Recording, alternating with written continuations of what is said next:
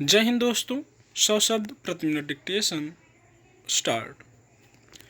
इस शिक्षक दिवस पर प्रधानमंत्री ने ट्वीट करके घोषणा की कि प्रधानमंत्री स्कूल्स फॉर राइजिंग इंडिया यानी पीएम श्री योजना के तहत देश के 14,500 स्कूलों को विकसित और उन्नत किया जाएगा। यानी उम्मीद जगी है कि सरकार ने शिक्षा के क्षेत्र में बेहतरी लाने के लिए प्रयास शुरू कर दिया है। शिक्षा क्षेत्र की बदहाली किसी से छिपी नहीं है। शिक्षा संबंधी तमाम राष्ट्रीय और अंतर्राष्ट्रीय सर्वेक्षणों में वर्षों से सरकारी स्कूलों में भवन, पीने के पानी, पाठ्य सामग्री, टाट पट्टी आदि के अभाव के साथ साथ अध्यापकों की बेहद कमी के तथ्य उजागर होते रहे हैं। फिर यह भी हकीकत किसी से छिपी नहीं है कि बजट में शिक्षा पर खर्च का प्रावधान आवश्यकता से काफ़ी कम होने की वजह से स्कूलों की दशा में सुधार नहीं आ पा रहा।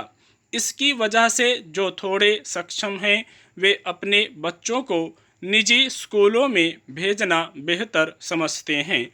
इससे प्रोत्साहित होकर निजी स्कूलों की संख्या निरंतर बढ़ती जा रही है, मगर इसका नकारात्मक प्रभाव यह पड़ रहा है कि शिक्षा का अधिकार संवैधानिक संकल्प होने के बावजूद सभी बच्चों तक मुफ्त और गुणवत्तापूर्ण शिक्षा की पहुंच सुनिश्चित नहीं हो पा रही।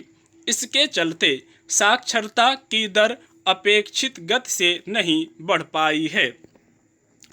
केंद्र सरकार इन तथ्यों से अनजान नहीं मानी जा सकती। हालांकि शिक्षा समवर्ती सूची का मामला है, जिसमें केंद्र और राज्य दोनों को साथ मिलकर काम करना होता है।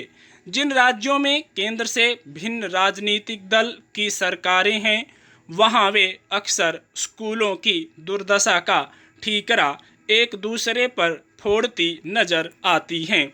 मगर जिन राज्यों में केंद्र के सत्ताधारी दल की सरकारें हैं, वहां भी स्थिति बद से बदतर ही हुई है।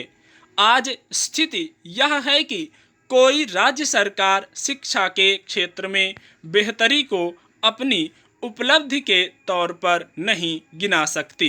दिल्ली को अपवाद जरूर मान सकते हैं। दरअसल सरकारी स्कूलों की दशा चिंताजनक होने के पीछे लंबी परंपरा चली आ रही है, जिसमें सरकारी स्कूलों के बजाय निजी क्षेत्र को स्कूल खोलने को प्रोत्साहन दिया गया। ऐसी इच्छुक कंपनियों, उद्यमों, संगठनों को सस्ती दर पर जमीन उपलब्ध कराई गई, मगर उस नीति ने शिक्षा को कारोबार में बदल दिया।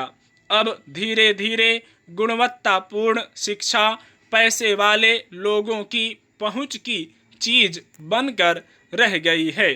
इस तथ्य से भी केंद्र सरकार अनजान नहीं। अच्छी बात है कि 14,500 स्कूलों को विकसित और उन्नत करने का संकल्प लिया गया है, मगर इतने से शिक्षा के क्षेत्र में कितनी बेहतरी आएगी देखने की बात है। दरअसल अब शिक्षा और स्वास्थ्य जैसी बुनियादी सुविधाएं सरकारों की प्राथमिक सूची से निकलकर महज चुनावी रणनीति का हिस्सा बन गई हैं। हर विपक्षी दल चुनाव के वक्त शिक्षा की बदहाली रेखांकित करता देखा जाता है और सत्ता पक्ष इसे बेहतर बनाने का भरोसा दिलाता रहता है। अगर सचमुच केंद्र सरकार शिक्षा क्षेत्र में बेहतरी को लेकर संजीदा है, तो उसे पहले उन बुनियादी अवरोधों को हटाने का प्रयास करना चाहिए जिसके चलते सरकारी स्कूल दुर्दशा के शिकार हैं। नई योजना बनाकर महज स्कूलों का रंग रोगन कर देने या उनमें कुछ बुनियादी सुविधाएं उपलब्ध करा देने भर से वहाँ पढ़ाई लिखाई का माहौल बेहतर हो जाने का भरोसा नहीं दिलाया जा सकता। 14,500 स्कूल ही सही, अगर उनमें गुणवत्तापूर्ण शिक्षा का माहौल बनता है तो आगे का रास्ता आसान हो सकता है। स्टॉप।